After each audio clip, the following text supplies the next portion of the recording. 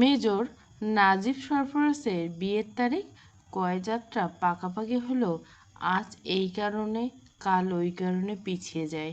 প্রথম বৈশাখের লগ্নে যখন প্রায় ঠিকঠাক, তখন আকাশ ভেঙে ঝড় তুফান এলো না ঠিকই, কিন্তু লগ্নটা ঠিক ফসকে গেল।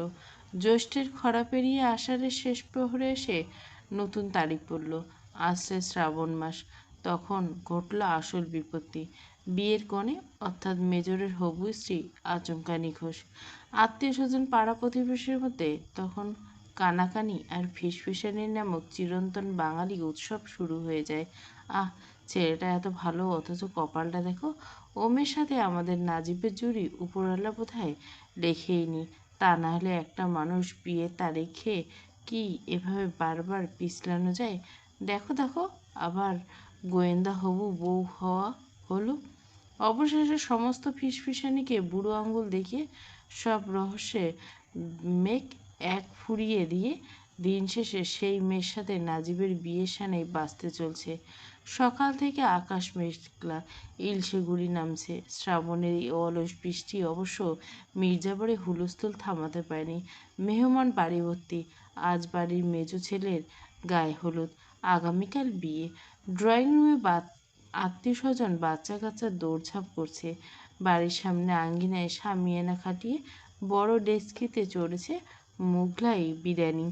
চর্বি আর খাঁটি ঘিয়ের পোড়া সুবাসের সাথে জাবরি কাটা গরম মশলার একটা ভারী গন্ধ পুরো বাতাসে ভাসছে। রান্নার কাছে বাবুর্চি হলেও এত মানুষের তদারকি আর আপ্যায়নের চক্করে রেহনুমার এক ফোঁটা জিরানোর ফুসরত নেই। এখন আবার হাতের কাটারি ভোগ। ধানের পোলাও চালের প্যাকেট নিয়ে রান্নাঘরে ছুটছেন। ছেলের জন্য ক্ষীরের পায়েসটা নিজ হাতে রাঁধবেন। তন্মধ্যে দূর সম্পর্কের এক লতায় পাতায় পেঁচানো চাষি শেষে তাকে ইশারায় ডাকলেন। প্রবীণ মহিলার মুখভঙ্গি এমন যেন ব্রহ্মাণ্ডের পরম কোনো গোপন রহস্য তিনি ফাঁস করবেন। ও বৌমা, এসে শুনলাম গো, খবর হাঁচা নাকি? তোমার ছেলের হবু বউ নাকি তোমার মায়ের পেটের বোনের সতীনের মেয়ে? মহিলার বলার ধরন দেখে রেহনুমার মেজাজ চটে গেল। ইচ্ছে হলো চড়া গলায় বলতে, জানেনি যখন তখন আবার খুঁচিয়ে জিজ্ঞাসা করার কি দরকার। তবে রেহনুমা মেজাজ সামলালেন। গলার স্বর কিঞ্চিত বিরক্ত মিশে শান্ত মুখে বলেন, মেয়ে যে আবার একটা বড় পরিচয় আছে তা তো নিশ্চয় শুনছেন চাচিমা। আমার বোনের সতীনের মেয়ে হওয়ার আগে মেয়েটা যে আমার নিজের দেবরের মেয়ে, এই আপন রক্তের পরিচয়টা বললে কি শুনতে বেশি ভালো দেখায় না? মহিলার মুখটা মুহূর্তে তেতো হয়ে উঠল। কথার মুহূর্তে জুটছে কোনো জবাব না দিয়ে তিনি খুঁজে পেলেন না। রেহনুমা ঠোঁটে কৃত্রিম হাসি রেখা ফুটিয়ে ডেকে উঠলেন, বাতাসি ও বাতাসি, এখানে চাচিমার শুকনো মুখে বসে আছেন, ওনাকে একটা কড়া জর্দাপান নিয়ে দিয়ে যেত। রেহনুমা পায়ে পায়ে এগোতে মনে মনে আওড়ালেন, কিছু মানুষের জন্ম হয়ে অন্যের আদান অনুষ্ঠানে এসে আজাইরা কাসন্দি ঘাটার। নাজিব কল তুলে ফোনটা কানে চেপে টি শার্টে বোতাম লাগাতে লাগলো। হ্যাঁ বলো। প্রতিভা তাড়াহুড়ো কণ্ঠে শুধল, কি করছেন? নাজিব উদাস গলায় বললেন, টাইম কাউন্ট করছি। প্রতিভা ওপাশ থেকে মুচকি হেসে বলল, কিসের জন্য? গলার স্বর এক পর্দা নামিয়ে বলে নাজিব, কাউন্ট করে দেখছি আমার ঠিক কতগুলো নিঃশ্বাস নেওয়ার পর তোমাকে একেবারে নিজের করে পাবো। আচ্ছা, 24 ঘন্টা কি সময়টা কি খুব বেশি দীর্ঘ প্রতিভা? এত বছর ধরে যে মানুষটা একা একা থাকলো আর তার হঠাৎ 24 ঘন্টা পার করতে এত কষ্ট হচ্ছে। এটা তো এক ধরনের ভণ্ডামি মেজর সাহেব। ভণ্ডামি নয়, এটাকে বলে পরম প্রাপ্তির আগে এক ধরনের তীব্র ছটফটানি। আর কষ্ট হচ্ছে কারণ এত বছর আমার জীবনে কোনো প্রতিভা ছিল না। তার মায়ায় এতটা জড়িয়েছি যে এখনও তো তার হাসির শব্দ শোনার জন্য বুকটা ছটফট করছে। তাকে এক সেকেন্ডের জন্য চোখের আড়াল রাখাটা বড্ড কঠিন আমার জন্য। প্রতিভা শব্দ করে হেসে উঠল। সিনেমাটিক ডায়লগ বাদ দিন আর শুনুন, আর তো মাত্র একটা দিন, তারপর তো সারা জীবনের জন্য আপনার সামনে এসে দাঁড়াচ্ছি। ওই একটা দিন আমার কাছে এক যুগের মতো মনে হচ্ছে। আপনি একটা আস্ত পাগল মেজর সাহেব। পাগল তো করেই রেখেছো, এখন শুধু সারা জীবন সামলানোর দায়িত্ব বুঝে নিলেই হয়। দায়িত্ব নেওয়ার আগে তো আপনার পাগলাপান দেখে আমার পিলে চমকে উঠছে মেজর সাহেব। বিয়ের আগে যদি আপনার ডায়লগের এত বহর, তবে বিয়ের পর তো দেখব আপনি আস্ত একটা রোমান্টিক উপন্যাসের লাইব্রেরি হয়ে বসে আছেন। নাজিবের ঠোঁটের কোণে বাঁকা হাসি ফুটিয়ে কণ্ঠস্বর দুষ্টুমি ঠেলে প্রত্যুত্তর করল, তুমি তো দেখছো বইয়ের প্রচ্ছদ আর ভূমিকা দেখে পিলে চমকে তুলছ প্রতিভা। মূল অধ্যায়ের গভীরতা পরখ করতে তো কেবল একটা দিনের অপেক্ষা, সামলাতে পারবে তো তোমার মেজর সাহেবের সেই তীব্র পাগলপনা? প্রতিভার কান ঝাঁঝা করে উঠল লজ্জায়। পরক্ষণে ধাতস্থিতি করে হালকা গলা খাঁকড়ে দিয়ে জব্দ, এহেম এহেম, মুখে লাগামটা একটু টান, আর বাকি কথাগুলো না হয় কালকের জন্য তোলা থাক। এরপর নাজিব কিছু বলার সুযোগ না দিয়ে প্রসঙ্গ এড়িয়ে ঝটপট বল, ও যে জন্য মূলত ফোন করা, আপুর ফোনে কল দিচ্ছি, রিং হয়ে কেটে যেছে। আপু বোধহয় ফোনের কাছে নাই। আপুর স তুমি লাইনে থাকো, আমি নিজেই যাচ্ছি। রান্নাঘর থেকে পায়েসের সুবাস বের হয়ে ড্রয়িং রুমের বাতাস মোমো করছে। রেহেনুমা চুলো থেকে বড় ডেক্সি নামিয়ে কাপড়ের আঁচল দিয়ে কপালে সূক্ষ্ম ঘাম মুছলেন। তারপর ড্রয়িং রুমের সোফায় একটু জিরোতে বসতে বসতে নীরাকে বলে, নীরা, বাকি পায়েসটা সাবধানে বেড়ে নে তোমা। বাচ্চাদের জন্য ছোট্ট বাটিতে আলাদা করে দিস। ক্ষীরের বড় পাত্রটায় যেন কেউ আবার আগে হাত না তার নজর রাখিস। নীরা আর প্রভা ডাইনিং টেবিলে এক কোণে বসে হরেক রকমের ফল, মিষ্টি আর ক্ষীরের সাথে দেওয়ার জন্য বিভিন্ন রকমের চমৎকার নকশা তৈরি করছিল। নীরা মাথা ধরল, আচ্ছা। মাহিন দুহাত ভর্তি করে মাটির ভাঁড়ে দই এনে টেবিলে রাখলেন। প্রভা কোমরে শাড়ির আঁচল শক্ত করে বেঁধে নিয়ে টুকটাক হাতে হাতে সাহায্য করছে। মাহিনকে দেখে ভুরু কুচকে শুধল, মাহিন, হলুদ এনেছো? বাইরে ইলশে গুঁড়ে বৃষ্টি, বৃষ্টির ছাটে মাহিনের টি শার্টের কাঁধের দিকটা ভিজে কালচে হয়ে গেছে। সে হাত দিয়ে ভেজা চুলগুলো ঠিক করতে করতে বলল, হলুদ তো সকালে বিয়ের কাঁচা বাজারের ফর্দের সাথে এসে গেছে। রাঁধুনি 1 কেজি প্যাকেট দেখেও সেখানে আছে। প্রতিভা এক হাতে কোমর রেখে চিবুকটা সামান্য উঁচিয়ে চিবিয়ে চিবিয়ে, আমি কি তোমাকে তরকারির হলুদের কথা বলছি? কাঁচা হলুদের কথা বলছি। ভাইয়ের গায়ে দিতে হবে না? মাহিন কপালে হাত দিয়ে জিভ কাটল, এই যা, মাথায় ছিল না। আচ্ছা আচ্ছা, আমি এক্ষুনি আবার যাচ্ছি। রেহনুমা বলেন, মাত্র তো বাইরে থেকে এলি, আর যেতে হবে না। রামিসকে বল ও ছাতা মাথায় গিয়ে চট করে নিয়ে আসুক। নীরা ক্ষীরের উপর কিশমিশ বসাতে বসাতে গুনগুন করে বলল, রামিস চাচাকে বলো বেশি করে আনতে, 1 কেজি 2। রেহনুমা চোখ পাকালেন, অত হলুদ দিয়ে কী করবি শুনি? হলুদ কি খাওয়ার জিনিস? আজব তো। নীরা মিনমিনে গলে বলল, না মানে আমরা একটু একটু গালে মুখে মাখতাম আর কি। রেহনুমা এমন এক দৃষ্টিতে নীরার দিকে তাকালেন যে নীরার মুখের কথা মুখেই মিলিয়ে গেল। সে চট করে মাথা নিচু করে কাজে মন দিলেন। নাজিব বাম হাতের ঘড়িটা ফিতে লাগাতে লাগাতে ধীর পায়ে সিঁড়ি বেয়ে নেমে এলো। তার পরনে অফ হোয়াইট টি শার্ট আর ছাই রঙের গাবিয়ে, চোখে মুখে শান্ত গম্ভীর ভাব। সে সোজা হয়ে প্রভার সামনে এসে দাঁড়ালো, ডাকলো, প্রভা। প্রভা চমকে উঠে চাইল। সে বিনীত স্বরে, জি ভাইয়া। প্রতিভা লাইনে আছে, তোমার সাথে কথা বলবে, বলে নাজিব ফোনটা প্রভার হাতে দিয়ে ওদিকটায় যায়। প্রভা ফোনটা কানে নিয়ে বলে, হ্যালো বলতে ওপাশ থেকে প্রতিভার চপল অভিমানী কণ্ঠস্বর ভেসে আসে, আপু, তোমার 10টা না 5টা না একটা মাত্র বোন আমি। আমার বিয়েতে তুমি এখানে আসতে পারলে না, এই তোমার বোনের প্রতি ভালোবাসা? হুঁ, অথচ দেবরের বিয়েতে ঠিক কোমরে শাড়ির আঁচল বেঁধে তদারকি করছো। বোনের ঢং দেখে প্রভার ঠোঁটের কোণে হাসি ফুটল, তবে কণ্ঠস্বর যথাসম্ভব কঠিন করে বলল, বাপ রে, আমার ছোট বোনটা সেই যে এ বাড়ি থেকে চলে গেল, সে কি একবারও আমার কথা ভেবেছিল? আমি যে 2টো বাচ্চা নিয়ে একা একা অত দূর যেতে পারি না। তোকে ফোনে কতবার রিকোয়েস্ট করি আসার জন্য, সে শুধু আসবো আসবো বলছে, অথচ আসা আর হলো না। আর শোন, কাল যে এ বাড়িতে পা রাখবে সে আমার বোন হয়ে তো আর আসছে না, সে আসছে এই বাড়ির মেজ বউ হয়ে। আমি তাকে সেভাবেই ট্রিট করবো। বাড়ির মেয়ের চেয়ে বাড়ির বউয়ের দায়িত্ব অনেক বেশি থাকে, বুঝলি? আমি এখন সেই দায়িত্বটাই পালন করছি। ওপাশ থেকে প্রতিভা একটু দমে গিয়ে বলে, আচ্ছা বাবা, করো করো, ভালো করে করো। প্রভা একটু নরম হয়ে শুধল, মা কী করছে? মা রান্না করে। ঝুমঝুমি, তাতান, বাবাই ওরা কী করছে? ঝুমঝুমি এই তো খেলছে আর ছোটজন ঘুমাচ্ছে। আপু, তুমি কিন্তু সন্ধ্যায় হলুদে আসছো, একদম ফাঁকি দিবে না বলে দিলাম। প্রভা একটু ইতস্তত করলো, আজকে যাব, আবার কালকেও যেতে হবে। হবে না প্রতিভা, তাতান বড্ড ছোট, এইটুকু বাচ্চাকে নিয়ে বারবার গাড়িতে ওঠা ঠিক হবে না। তার চেয়ে বরং ঝুমঝুমিকে নীরাদের সাথে সন্ধ্যায় পাঠিয়ে দেবো। আচ্ছা। প্রতিভার গলায় সামান্য মন খারাপের সুর। প্রভা পরিবেশটা হালকা করতে চট করে বলে, দাঁড়া, তোকে ভিডিও কল দিচ্ছি। আমাদের বাড়িতে গায়ে হলুদের ক্ষীরের সাজানোটা দেখ। প্রভা ব্যাক ক্যামেরা অন করে টেবিলের উপর সুন্দর করে সাজানো মিষ্টি ফল ক্ষীরের প্লেটটা দেখাতে লাগলো। ঠিক তখনই ফারদিন কোথা থেকে যেন হুট করে এসে প্রভার পেছনে দাঁড়ালো। টেবিল থেকে একটা বড় আঙুরের থোকা হাতে তুলে মুখে পুরো দিয়ে স্ক্রিনের দিকে তাকিয়ে একগাল হাসলো। তারপর বেশ রসি বলল, হবু ভাবির মুখখানা অমন আষাঢ়ের মেঘের মতো ভার কেন? অবশ্য বিয়ের আগে মেয়েদের মন কেন জানি করে বিয়ে হয়ে যাচ্ছে বলে তারা নাকি মন খারাপ করে থাকে। তা ভাবি ইরা ও কি সেই জন্য মন খারাপ করছে? প্রতিভা দুষ্টুমি ভরা গলায় বলল, আরে না দেবসাহেব, আমার মন খারাপ অন্য কারণে। ফারদিন প্রভার হাত থেকে ফোনটা একরকম কেড়ে নিল। সোফায় আরাম করে বসতে বসলো। অন্য কারণ সেটা কি?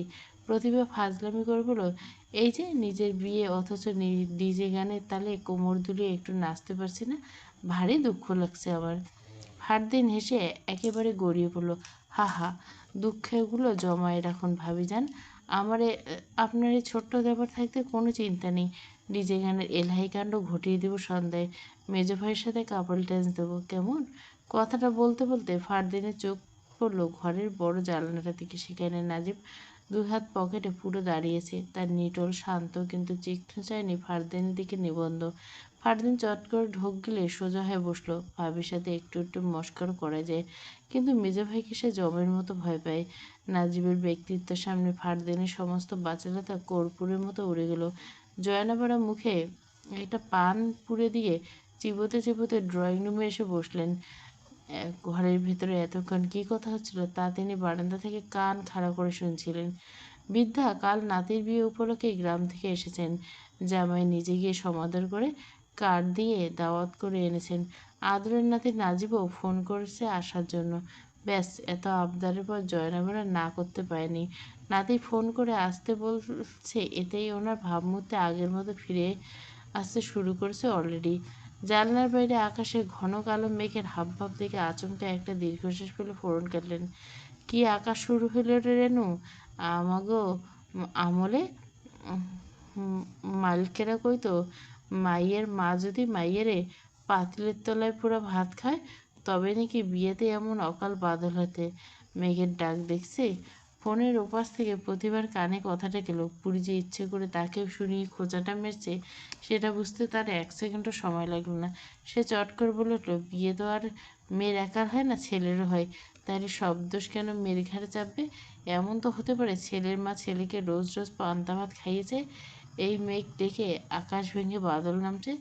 কথাটা যদি সম্পূর্ণ কাল্পনিক, কিন্তু বুড়িকে পাল্টা একটা জুৎসই জবাব না দিয়ে প্রতিভা শান্তি পাচ্ছিল না। রেহিনুমা মায়ের পাশে এসে ফিসফিস করে, কি দরকার মা ওকে টেনে কথা বলো? জানোই তো ওই মেয়ে মুখের উপর কথা বলার স্বভাব। জয়নাবাড়া পানির পিক ফেলার জন্য জানলার দিকে যেতে যেতে বলেন, আমি কি ওই ছুরির কিছু কইছি? ছুরি মোবাইলের পর ওই পার থেকে খামোখা গায়ে টাইনে নিল। এখন ক দেখি, আমার কি দোষ? ওই ছুরি আমারে দেখলে পায়ে পা লাগাইয়ে কার্য করতে আসে, যেমন যেন আমি ছুরির সতীন লেগি। নাজিব এতক্ষণ সব শুনছিল। সে ফোনটা নিয়ে পকেটে পুরল। তারপর সদর দরজার দিকে পা বাড়াতে রেহিনুমা পিছু ঢুকলেন। নাজিব, কোথায় যাচ্ছিস বাবা? নাজিব থামলো, ঘুরে দাঁড়িয়ে শান্ত গলা বলল, একটু কাজ আছে, বাইরে যেতে হবে।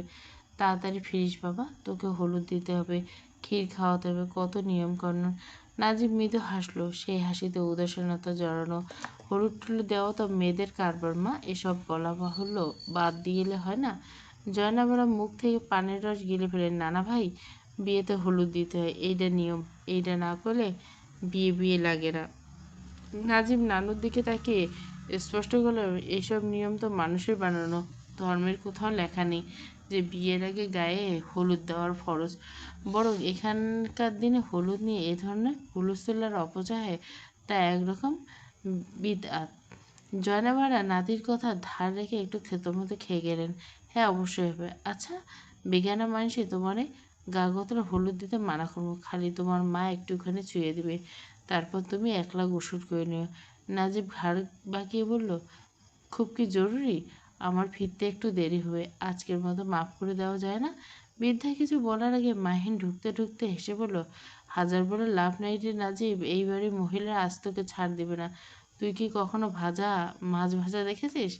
মাছ ভাজার আগে যেমন সুন্দর করে হলুদ মরিচ দিয়ে ম্যারিনেট করা হয়, তারপর তপ্ত তেল ছাড়ে, ঠিক তেমনই বিয়ের পরে জীবনটা তাজা তাজা হওয়ার আগে এই গায়ে হলুদের ম্যারিনেশনটা বড্ড প্রয়োজন। মাহিনের উপমা শুনে ঘরের সবাই হেসে উঠল। নাজিবের ঠোঁটের কোণে এক চিলতে সুন্দর হাসি ফুটিয়ে বলল, আচ্ছা, সময় মতো চলে আসবো। প্রতিভা ছোট্ট ফ্ল্যাটটা এখন পা ফেলার জায়গা নেই, তিল ধারণের স্থান না থাকা যাকে বলে। সকালে ট্রেনে গ্রাম থেকে এসেছে নানা ভাইয়ের সঙ্গে মেজ ছেলের বউ জামিলা আর বড় মেয়ে জামাই। বাবু মমতাও আগের থেকে এসেছেন। এদের সঙ্গে প্রতিভার কোনো রক্তের সম্পর্ক নেই, তাতে কি, ওরা প্রতিভার আপনজন। রক্তের সম্পর্কের চেয়ে বড় কিছু একটা সম্পর্ক দুনিয়া আছে, যার কোনো নাম হয় না। প্রতিভা ফোনটা নামিয়ে রাখতে তাহুরাও কপাল কুঁচকে বলে, কি দরকার ছিল ওভাবে ওনাকে কথা শোনানো? শোনো প্রতিভা, মানুষ একটা কথা বললে ওটার পিঠে আর একটা কথা বলতে হয়। কিছু জিনিস চুপচাপ সয়ে নিতে হয়, না সইলে লোকে বেহাদব বলে। প্রতিভা মুখ কালো করে বুকে হাত ভাঁজ করে চুপ রইলেন। তাহুরের সাথে আরও বললেন, তুই এখন ওই বাড়ি বউ হতে যাচ্ছিস, পুরনো সব কিছু জেদ ধরে থাকবি না। নিজের দায়িত্ব নিজে বুঝবি। কারো উপর রাগ ক্ষোভ থাকলেও কথায় কথায় তেরা বেঁকা খোঁটা দেওয়া কোনো ভালো লক্ষণ নাই। আমার কোনো দোষ নেই মা। ওই বুড়ি যদি ন্যূনতম লজ্জা থাকতো তবে আমার ফোন করার সময় সামনে আসতো না। আচ্ছা, এসেছে ভালো কথা, আমাকে টেনে হিঁচড়ে মাঝখানে আর কি দরকার ছিল? ফোঁস করে নিঃশ্বাস ফেলে দৃঢ় গলায় বলে প্রতিভা, শোনো মা, আমি তাহুড়ো নই, আমি প্রতিভা। সবার কাছে ভালো সেজে নিজের আত্মসম্মান বিসর্জন দেওয়া আমার পক্ষে সম্ভব নয়। তবে হ্যাঁ, তোমার শিক্ষার মর্যাদা আমি রাখবো, বেয়াদবি আমি করবো না, কিন্তু অন্যায়ভাবে মাথা নামাবো না। সম্পর্ক মানিয়ে নেওয়া আর নিজে হারিয়ে ফেলার মধ্যে একটা সূক্ষ্ম তফাৎ আছে। আমি শুধু সেই তফাৎটুকু ধরে রাখতে চাই। তাহলে আর কিছু না বলে চুপ করে গেলেন। জামিলা ফোড়ন কাটলেন। শ্বশুরবাড়ি ঘর করতে গেলে কান থাকতেও কালা, মুখ থাকতে বোবা হতে হয় রে প্রতিভা। তোর এই মুখে চটপট জবাব দেওয়া স্বভাব ভালো না, পাড়াপড়শি বলে। বউ ঝগড়াটে, শ্বশুরবাড়ির মানুষ কথা শুনলে মাথা নিচু করে শুনবি, খবরদার রাগ করবি না। প্রতিভা হাত দিয়ে বাতাসে মাছি তাড়ানো ভঙ্গি করে বলল, কারোর সাথে ঝগড়া করার মতো ফালতু সময় প্রতিভার নেই মামি। তবে প্রতিভা যদি কথার পিঠে পয়েন্টে পয়েন্টে উত্তর দেয়, সে উত্তর যদি কারো জয়েন্টে জয়েন্টে ব্যথা শুরু হয়, তাহলে প্রতিভার সেই দায় নেই। জামিলা মনে মনে বলল, এ আস্ত একটা ঘাড়তারা, এর কপালে দুঃখ আছে। জামিলার বড় মেয়ে ঝুমা মনোযোগ দিয়ে কাঁচা হলুদের খোসা ছাড়াতে বাটিতে বসছে। প্রতিভা ঝুমার দিকে তাকে বলল, হলুদ বাটার কি দরকার ছিল ঝুমা আপা? জামিলা চোখ পাকিয়ে বলল, দেখো মেয়ে, বিয়েতে গায়ে হলুদ দিতে হবে না, হয় না, এটাই নিয়ম। এই নিয়ম না মানলে কি মহাভারত অশুদ্ধ হবে মাম্মি? ঝুমা শিলপাটায় হলুদ পিষতে পিষতে মৃদু এসে বলল, গায়ে হলুদ দিতে হবে রে প্রতিভা, এটা আদি যুগ থেকে চলে এসেছে, এটাই ঐতিহ্য, আছে না? প্রতিভা ফাজলামি শুরু করল, আদি যুগের মানুষরা সাবান শ্যাম্পু নাম জানতো না ঝুমা আপা, তাই হলুদ বেটে গায়ে মাখত, রূপ চর্চা হইতো। এখন তো এত কষ্ট করে পিঠ বাঁকা করে হলুদ বাটার কোনো লাভ হয় না। তার চেয়ে বাজার থেকে একটা লাইফবয় টারমারিক সোপ কিনে এনে গায়ে মেখে গোসল করে নিলেই তো ঝামেলা চুকে যায়। ঐতিহ্য রক্ষা হলো, সময়ে কাটলো। রাত 7টা, পুরো বাসাটা হলুদ গাঁদা ফুলে সেজে উঠছে। ছাদে করা হয়েছে হলুদের প্যান্ডেল, চারপাশে ঝলমল করছে নানান রঙের জোনাকি বাতি। বাড়ির মালিক অতি সজ্জন, তিনি সপরিবারে আমন্ত্রিত। মূল বিয়ের আয়োজনে অবশ্য গল্ফ গার্ডেনে, তবে আজকের ঘরোয়া হলুদের অনুষ্ঠান এই ছাদে।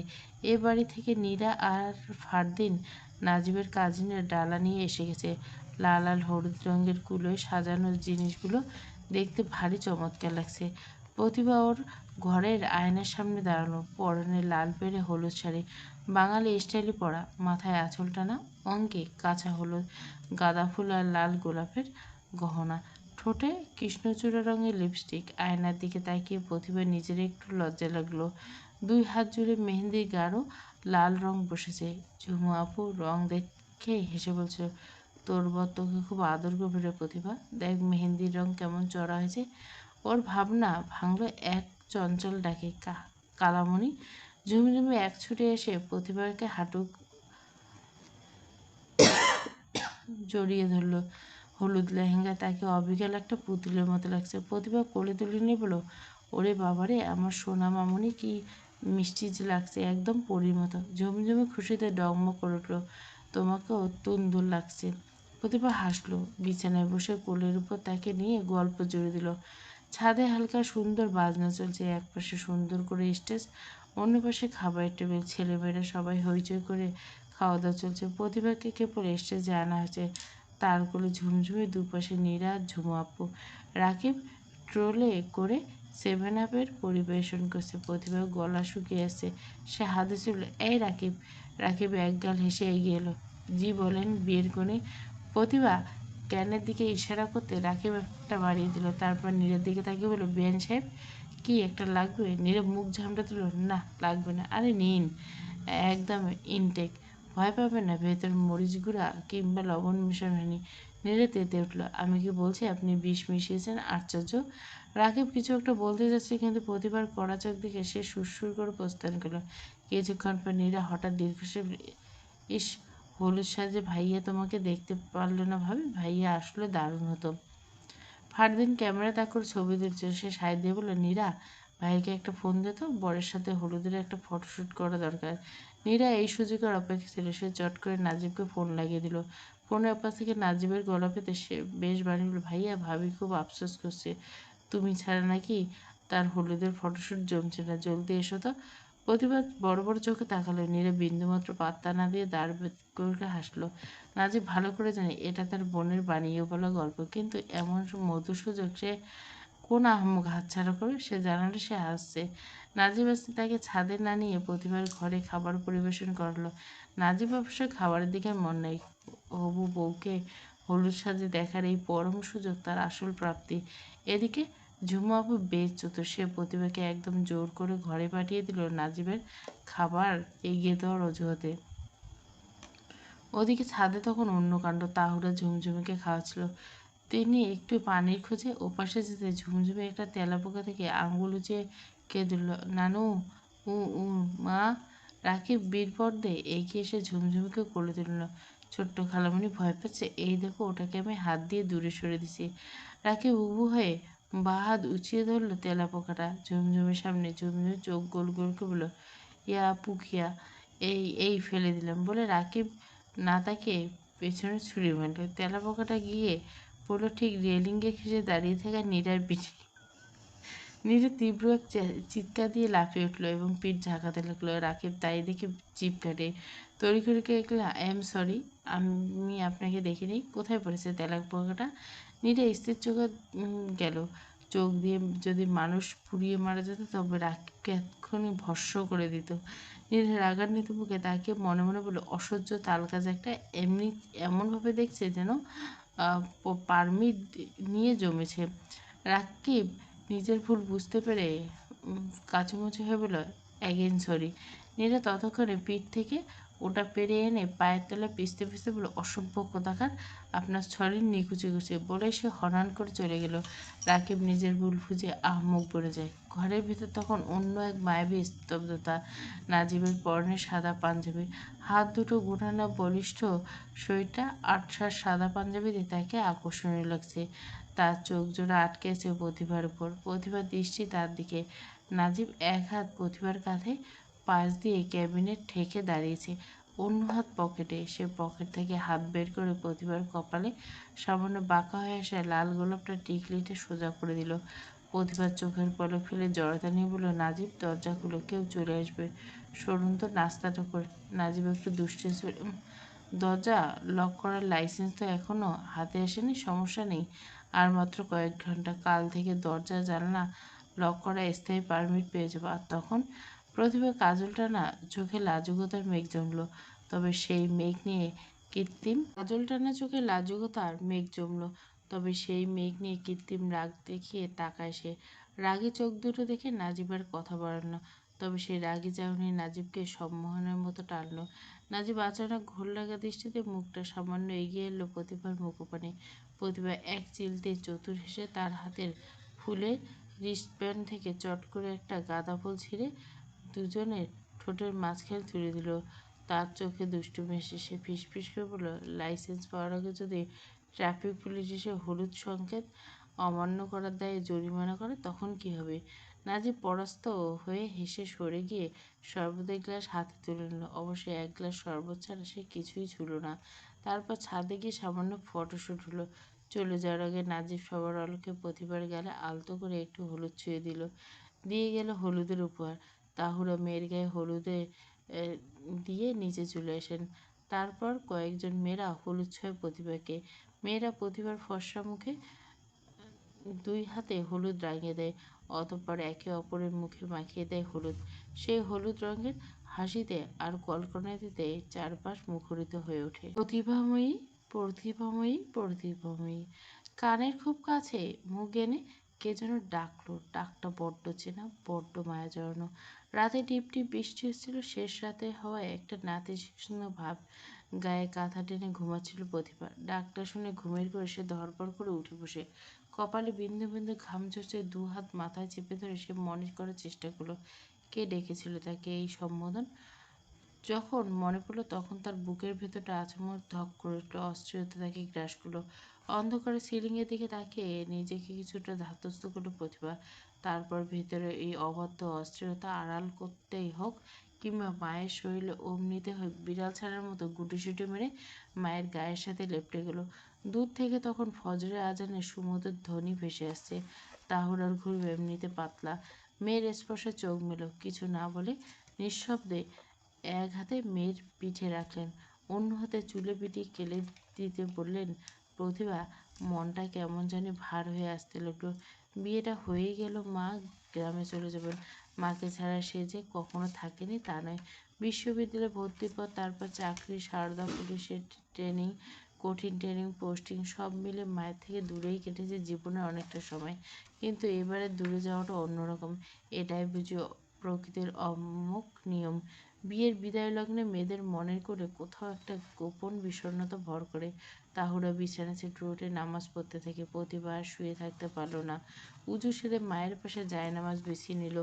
ভোরের আলো তখনও পুরোপুরি কাটেনি। চারদিকে আবছা অন্ধকার। ছাদের কার্নিশের পাশে পেয়ারা গাছ থেকে পাখিদের কিচিরমিচির শুরু হয়েছে। ব্যালকনিতে বুকে হাত ভাঁজ করে দাঁড়িয়েছে প্রতিভা।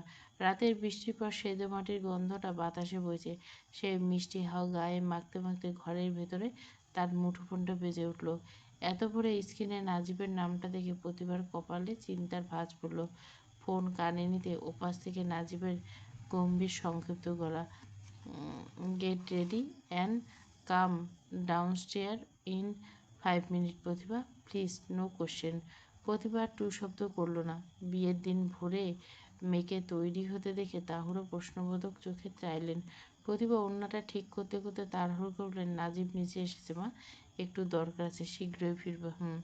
তোমার ছোট জামাই এসেছে, নিচে ওয়েট করছে, আমি আসছি।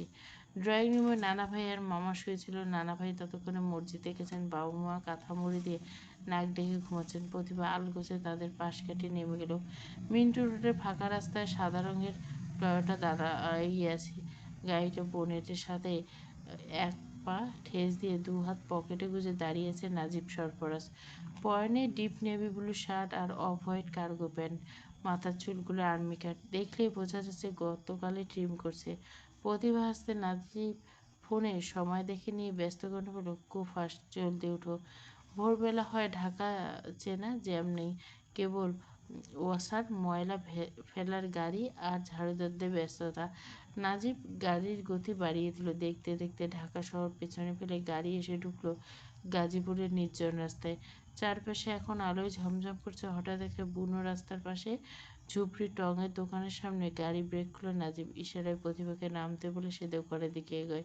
প্রতিভা নেমে আয়েশ করে বোনেটের উপর বসলো। জায়গাটা ভারী সুন্দর। চারপাশটা ফাঁকা।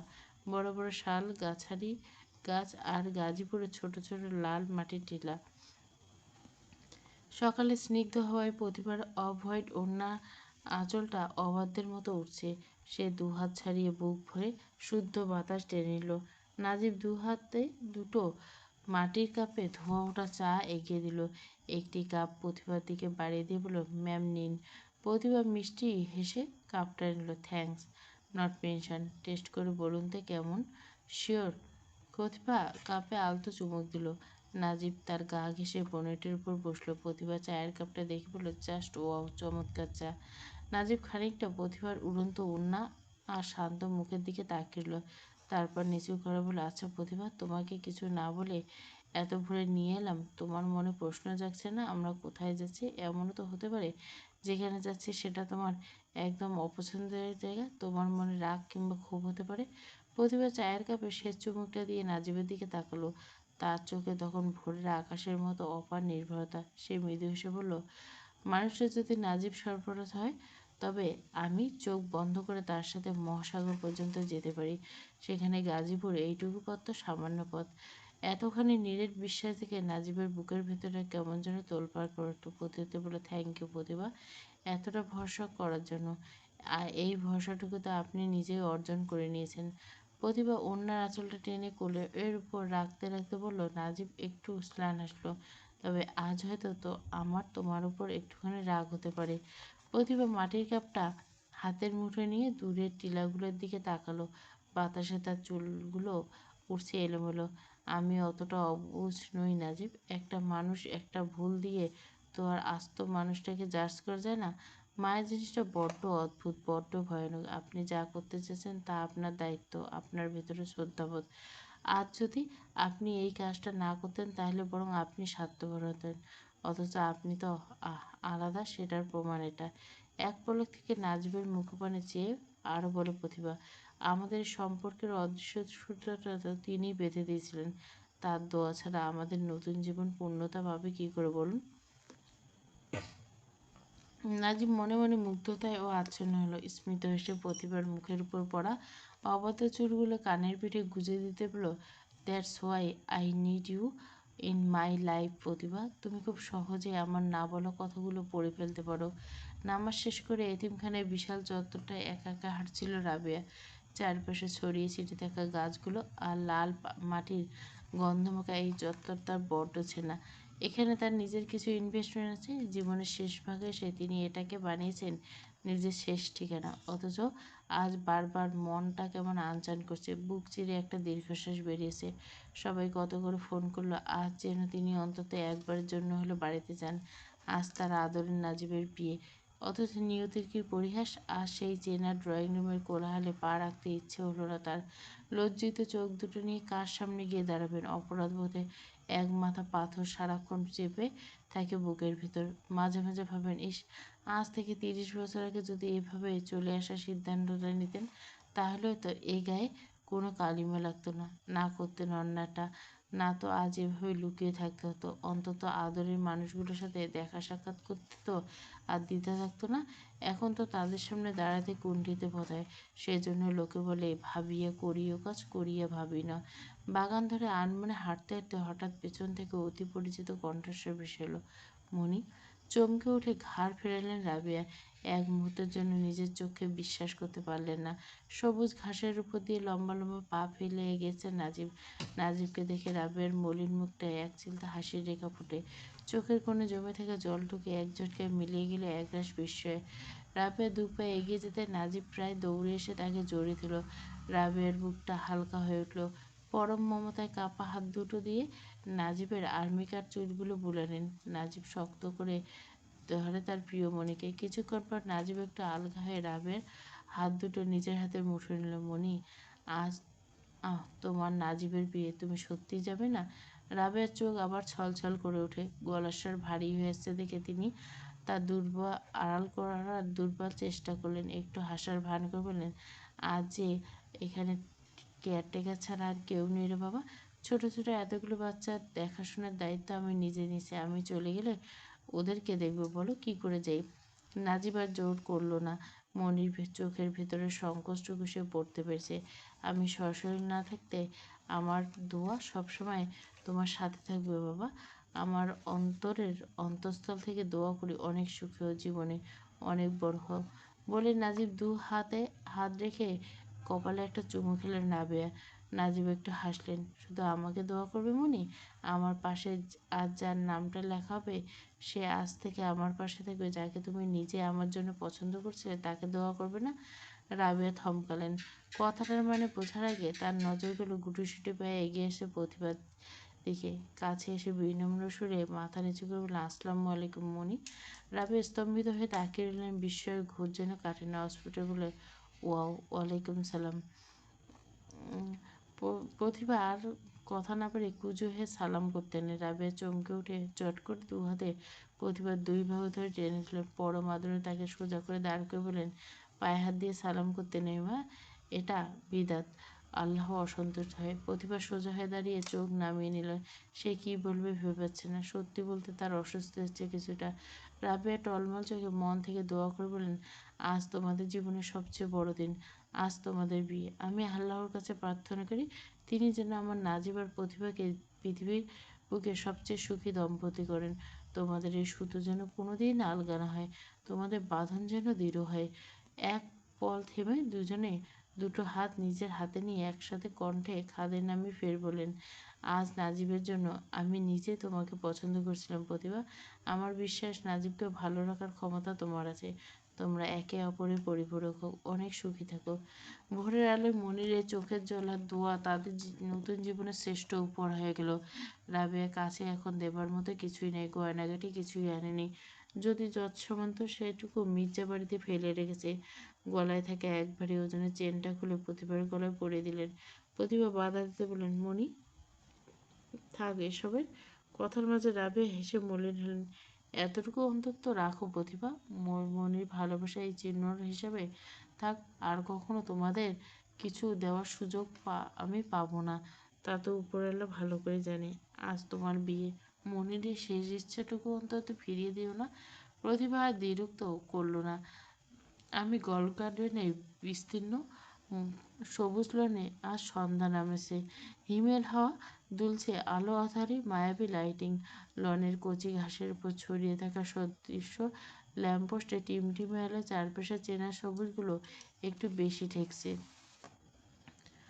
চত্বর জুড়ে মৃদু সুর বাজছে আবহাওয়া সানে, যা হিমেল বাতাসের ডানে চড়ে ছুঁয়ে যাচ্ছে আনুগত অতিথিদের। মূল প্রবেশদ্বারে সবার চোখ আটকে যাচ্ছে বিশেষ আয়োজনে। মখমলের কার্পেটের উপর তৈরি সাইনবোর্ডে সোনালি সুতোয় পরিপাটি হলপে ফুটে উঠছে দুটো নাম, wedding for major Najib Sarfaraz and কাশপিয়ার নুট প্রতিভা। ঝলমলে ঝাড়বাতির নিচে দাঁড়িয়ে কোরের মেজর নাজিব সরফরাজ, পরনে অফ হোয়াইট তসরের নিখুঁত শেরওয়ানির বোতামগুলোর উপরই গলার কাছে সোনালি সুন্দর মানানসই কারুকার্য। কড়া ডিসিপ্লিনে অভ্যস্ত টান টান শরীরটাকে শেরওয়ানির ভাঁজে দারুণ রাজকীয়। সুটবুট পরিহিত রাশভারী জেনারেল আর ব্রিগেডিয়ার স্যারদের সাথে সোজা হয়ে সটান ভঙ্গিতে দাঁড়িয়ে কুশল বিনিময় করছে নাজিব। সেনা অফিসারদের এই শৃঙ্খলা আলাদা, কোথাও কোনো বাড়তি হইচই নেই, অথচ আভিজাত্য চুইয়ে পড়ছে। এমন সময় ব্রিগেডিয়ার জেনারেল সাহেব এসে দাঁড়ালেন। নাজিব শটাং হয়ে দাঁড়াতে তিনি কাঁধে হাত রেখে হেসে উঠলেন, আরে নাজিব সরফরাজ, আজ আর প্রোটোকল লাগবে না, কংগ্রাচুলেশন মাই বয়। নাজিব বিনয় হেসে মাথা নাড়লেন, thank you so much, thanks for coming. আপনাদের মতো বিজি মানুষ এই সময়ে আসা আমার জন্য অনেক বড় আনার। অনুজ ক্যাপ্টেন সহ সমকক্ষে আরও অনেক অফিসার উপস্থিত ছিলেন। কনভোকেশন হলের ভিতর এবং লনের একপাশে সাজানো হয়েছে গল্ফ গার্ডেনের চিরচেনা গোল টেবিল আর ধবধবে সাদা কভারে মোড়ানো চেয়ারগুলো। সেখানে বসে অতিথিদের মৃদু গল্প স্বরে গল্পগুজবে মগ্ন। ওয়েটার ট্রেতে করে অতিথিদের পরিবেশন করছে ঠান্ডা সফট ড্রিঙ্কস আর ফ্রেশ জুস। লাল খয়েরি রঙের বেনারসি জড়িয়েছে নববধূর গালে। বেনারসির প্রতিটি ভাঁজে যেন আভিজাত্যের মোলায়েম স্পর্শ। বুননে জারদস্তি আর সোনালি জরির সুতোয় নিখুঁত কাজ। প্রতিভার গলায় ভারী জড়োয়া সেট আর হাতের চিকন চুড়ি আর বালা আর সোনার এক ধরনের মৃদু স্নিগ্ধ হাওয়া। মুখে প্রসাধনের ছোঁয়া, কাজল টানা দীঘল চোখ দুটো যেন আজ একটু বেশিই কথা বলছে। নাকে টানা নোলক, মাথায় সোনার টিকলি, তার উপর বড় করে দোপাট্টা টানা। প্রতিভার উপর চারজন তরুণী ধরে আছে শুভ্র বেলি, তাজা রজনীগন্ধা আর লাল গোলাপ দিয়ে বোনা এক সুবাসিত ফুলের চাদর। লাল গালিচার উপর দিয়ে কনে ধীর সংকেত পায়ে হেঁটে এগোচ্ছে। লাউঞ্জের প্রবেশদ্বারে মৃদু হলুদ আলোটি যখন প্রতিভার লাল ঘোমটার উপর এসে পড়ল, ঠিক তখনই নাজিবের চোখ গোল গেল সেদিকে। ব্যাস, চোখের পলক আর পড়ছে না মেজরের। ডিসিপ্লিন মেনে চলা, কঠোর নিয়ম অভ্যস্ত নাজিব মেজর সরফরাজ আজ ভেতরে ভেতরে ভীষণ ছটফট করছে। চারপাশে এত আলো, এত আয়োজন, সবকিছু ছাপিয়ে মেজরের কেবল মনে হতে লাগলো একবার, একটি বারের জন্য ওই বধূর ঘোমটাটা সরিয়ে ওই চেনা মুখটা একটু দেখে নেওয়া যেত, তাহলে ভেতরের ছটফটানি একটু হলেও কম বোধ হতো। প্রতিবার লাউঞ্জের কাছাকাছি আসতে নাজিব ডান হাতটা বাড়িয়ে দিল পরম ভরসায়। প্রতিভা দ্বিধা করলো না, নাজিবের চওড়া হাতের উপর হাত রাখলো। নাজিব আলতো করে প্রতিভার নরম হাতটি নিজের হাতের মুড়ে নিল। হাতের স্পর্শে প্রতিভার মৃদু কাঁপুনি টের পাওয়া গেল। নাজিব হিমশিম বলল, স্বাধী মোবারক গোয়েন্দা ম্যাডাম। ঘোমটা এলে নববতী লাজুক হাসলো। সে হাসি শব্দ শোনা গেল না, তবে অনুভব করা গেল। সে অন্তত মৃদুস্বর প্রত্যুত্তর দিল, মোবারকাবাদ মেজর সাহেব। পরপরই আসরে প্রবেশ করলো কাজী সাহেব। চশমা জোড়া নাকের ডগায় নামিয়ে তিনি লাল রঙের মস্ত বড় খাতাটা টেবিলের উপর রাখলেন। খসখসে কলম চলতে শুরু করলো। চারপাশের গুঞ্জন এক নিমেষে কমে এলো। রাকিব একটু সুযোগ পেয়ে সোফার পেছনটা এসে দাঁড়ালেন। সামান্য ঝুঁকে চাপা স্বরে দুষ্টুমি করল, ফটাফট কবুল বলিস রে প্রতিভা, একটু সময় নিস না, নইলে মুরব্বীরা ভাববে দেখো দেখো আজকালকার মেয়েদের একদম লজ্জাশরম নেই। পাশে দাঁড়িয়ে নীরা অমনি মুখটা বাঁকিয়ে বলল, দেরি করলে আবার তারাই বলবে বউ বিয়েতে রাজি নেই, তাই দেখো কবুল বলতে চাইছে না। মানুষের মুখের কথা শেষ নেই। তাই প্রতিভাবু তোমার ওই তালগাছ বন্ধুটিকে যা তা বলে তুমি ফার্স্টেই কবুল বলবে, কেমন? বিয়ের কোণেতে একটু কান্নাকাটি করা এবং সময় নিয়ে কবুল বলাটা হচ্ছে ট্র্যাডিশন, বুঝলে ম্যাম? অবশ্য নিজে বোধহয় এসব করবেন না বলে আরেকজনকে নিজের সঙ্গী বানাতে চেয়েছেন। নীরা কটমট করে তার করলো। রাকিব চুলে ব্যাগ ব্রাশ করতে করতে কেটে পড়ল। কাজী সাহেব চশমাটা ঠিক করে নিয়ে বললেন, তাহলে শুরু করা যাক। কাজী সাহেব কাজীর গম্ভীর মুখে সাক্ষীর নাম লেখা শুরু হলো। এবার কাজী সাহেব প্রতিভার দিকে ফিরে বিয়ের আনুষ্ঠানিক প্রস্তাবটি দিলেন। নগদ দেনমোহর এবং সব স্পষ্টভাবে পড়ে শোনালেন। বলুন মা, কবুল। কবুল শব্দটি উচ্চারণ করার ঠিক আগ মুহূর্তে প্রতিভার বুকের ভেতরটা হু হু করে উঠছিল। বারবার মায়ের কথা মনে হচ্ছিল। মা পিছনে একটা রুমে নির্জন, ঘোমটার আড়াল থেকে প্রতিভার চোখ দুটো যেন ভিড়ের মাঝে কেবল তার মাকে খুঁজছিল। এর মধ্যে প্রভা তার ছেলে মাহিনীর কাছে দিয়ে তড়িঘড়ি করে এগিয়ে এলো। ছোট বোনটাকে আগলে নিল ভালোবাসায়। এক পাশে এসে দাঁড়ালো ঝুমু আপা। প্রতিভার পুরুষ হল তখন হালকা কাঁপছে। সে কান্নার শব্দ হতে দিচ্ছে না ঠিকই, তবে চোখের কোণ বেয়ে নিঃশব্দে অশ্রু ঝরে পড়ছে বেনারসি আঁচলে। প্রভা আলতো করে প্রতিভার কাঁধে হাত রেখে ফিসফিস করলো, প্রতিভা বল, বল বোন আমার, জলদি বল, সবাই ওয়েট করছে। প্রতিভা গলার শব্দটা আটকে আছে, চোখ দুটো শক্ত করে বুঝে নিয়ে আস্তে করে বলল, আলহামদুলিল্লাহ কবুল। এভাবে পরপর 3 কবুল বলার পর কাজী সাহেব এবার নাজিবের দিকে তাকালেন। নাজিব এক মুহূর্ত দেরি করল না। তার কণ্ঠস্বর ছিল অসম্ভব দৃঢ়, যা হলের প্রতিটি মানুষের কান অব্দি অবলীলে পৌঁছে গেল। কবুল। সবার সম্মতিতে আলহামদুলিল্লাহ শব্দটি উচ্চারণ করলো। এরপর রেজিস্ট্রারের খাতায় সই পর্ব। নাজিব গোটা গোটা অক্ষরে লেখা নামের পাশে অত্যন্ত সুন্দর ও স্থির হাতে সই করলো প্রতিভা। কাজী সাহেব হাত তুলে মোনাজাত করলেন। পুরো হলের মানুষ তখন করজোড়ে হাত তুলছেন উপরওয়ালার দরবারে। নাজিব ঠোঁট নাড়ল না, তবে মনের গভীরে থেকে একটা প্রার্থনার সুর ভেসে এলো, বেড়াতে লাগলো। তোমার দরবারে আজ লাখ কোটি শুকরিয়া আল্লাহ। আজ আমার জীবনের সবচেয়ে সুন্দর ও পবিত্রতম নিয়মত তুমি আমার পাশে এনে দাঁড় করেছিল। আজ থেকে আমার জীবনের সবচেয়ে প্রিয় মানুষটির মুখের হাসির কারণ হওয়া, তাকে পরম যত্নে আগলে রাখা এক মহৎ দায়িত্ব তুমি আমার কাঁধে তুলে দিলে। জীবনের শেষ পর্যন্ত আমি যেন তার বিশ্বস্ত আশ্রয় হয়ে থাকতে পারি, ভালোবাসার সবটুকু দিয়ে তার জীবনকে পূর্ণ করতে পারি। আমাকে সেই তৌফিক দাও। আমাদের এই নতুন পথ চলা তুমি কবুল করো, আমিন।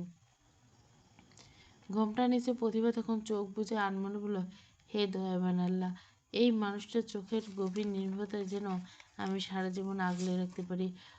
ঝড়ঝাপটা ওনার বিশ্বাসের নোঙর যেন কখনো আলাদা না হয়।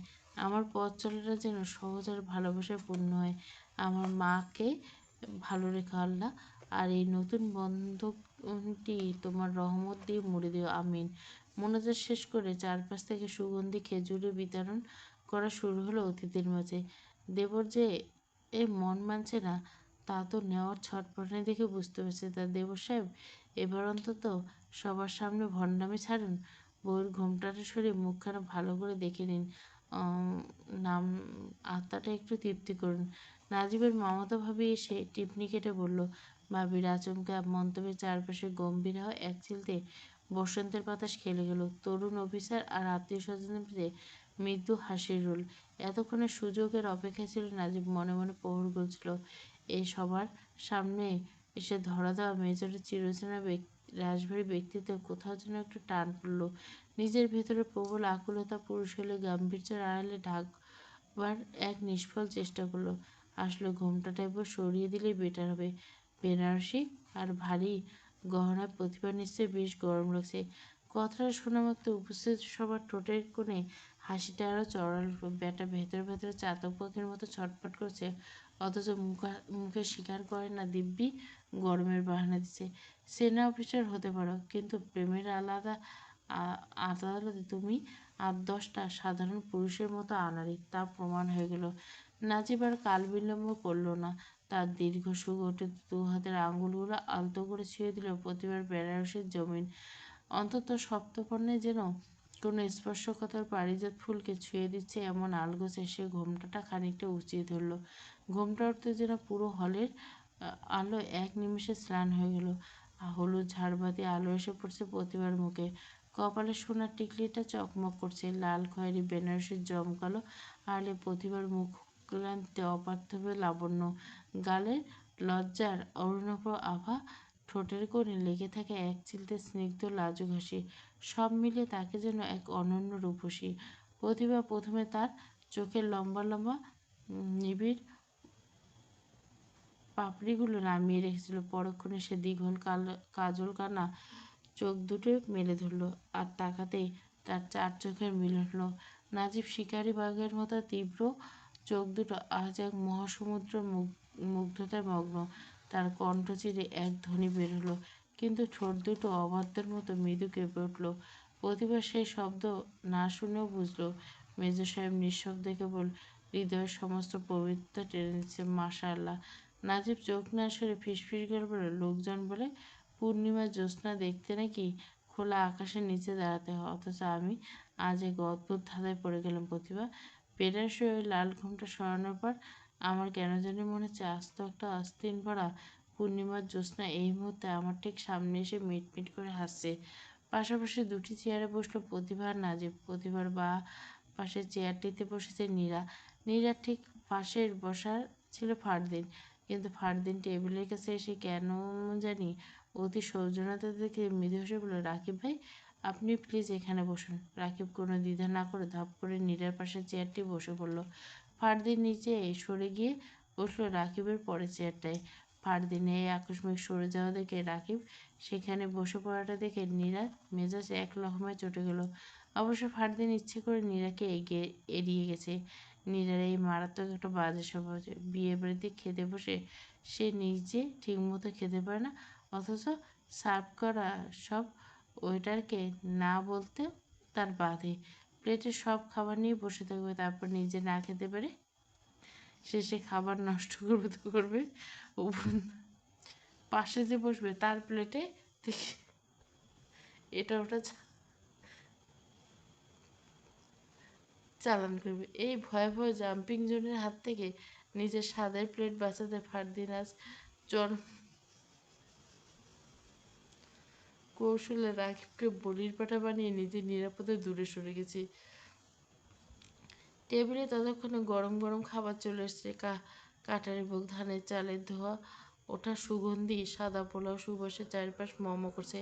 সাথে সাথে লালচে ঝোলে মাখামাখি ঐতিহ্য গরুর গোশত, মাটন, ঘিয়ে ভাজা আস্ত স্পেশাল চিকেন রোস্ট, জালি কাবাব, আর এই রাজকীয় খাবার আসে শোভা পাচ্ছে স্যালাদ। প্রত্যেকের প্লেটে পাশে ঝকঝকে উপর স্পুন আর ফর্ক রাখা। কিন্তু খাবার পরিবেশন শেষে নীরার গাল দুটো টমেটোর মতো ফুলে উঠল। চরম এক বৈষম্য ঘটে গেছে। টেবিলের পর প্লেটে পড়ে আছে মচমচে চিকেন রোস্ট, বড় বড় লেগ পিস, অথচ নীরার কপাল মন্দ। তার প্লেটে এসে পড়ছে শুকনো একটা বুকের খাঁচা। নীরা আর চোখে পাশে বসে রাকিবের প্লেটের দিকে তাকালো। সেখানে মস্ত বড় একটা রোস্টের লেগ পিস। রাকিব তখন পরম তৃপ্তিতে বাঁ হাতে ফর্ক আর ডান হাতে স্পুন দিয়ে গরম গোশত আর পোড়া মুখে বসছিল। ঠিক তখনই তার নজর পড়ল পাশে বসে থাকা নীরার সে হিংস্র আর করুণ চাহনি। রাকিব হাত মাঝপথে থেমে গেল। সে থমকে গিয়ে বলল, লে বাবা, যেভাবে তাকাচ্ছেন, আমার এই লোকমা পেটে গেলে তো নিশ্চিত ফুড পয়জনিং হবে। এবার পেট না খারাপ হয়ে যায়। প্লেটটা অদল বদল করবে কি না রাকিব জানতে ইচ্ছে করলো। নীরা চোখ শুয়ে, এবার পেট না খারাপ হয়ে যায়।